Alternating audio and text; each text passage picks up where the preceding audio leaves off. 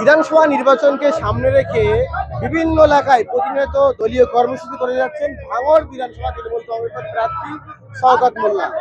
আজ ভাঙড় 2 নম্বর ব্লকের বজরাট ফুটবল মাঠ থেকে চড়িষ্যার পর্যন্ত একটি মহা র্যালি আয়োজন করা হয় তৃণমূল কংগ্রেসের পক্ষ থেকে। যে র্যালিতে অংশগ্রহণ করছেন ভাঙড় বিধানসভা তৃণমূল কংগ্রেসের প্রার্থী শওকত মোল্লা।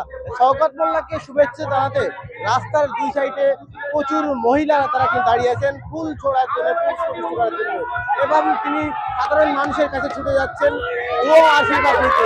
তো একেবারে এই ভাঙড় বিধানসভা থেকে কন্টেস্ট করছেন ভাঙড়ের বিধায়ক নওশাদ সিদ্দিকী। উল্টোতে কি এই শওকত মোল্লা তিনি কিন্তু ক্যানিং পূর্বের তৃণমূল কংগ্রেসের বিধায়ক ছিলেন।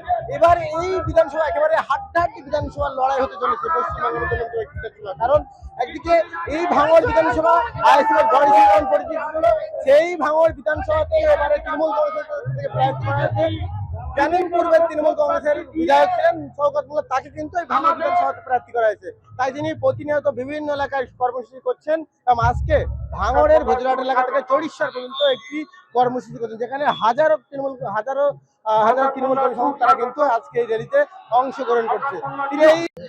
আমি ব্যবতাটি এর প্রথমেই আমার পিতৃতুল্য মানুষ, মাতৃতুল্য মানুষ যারা আছে তাদেরকে পায়ে সালাম এবং প্রণাম জানাই, এবং আমার সহকর্মী সহযোদ্ধা আমার মায়েরা বোনেরা ভাইরা যারা আছে তাদেরকে আমি আমার আন্তরিক ভালোবাসা জানাই। জনপ্লাবন তৈরি হয়েছে আজকের হাতিশালা থেকে পাইকান।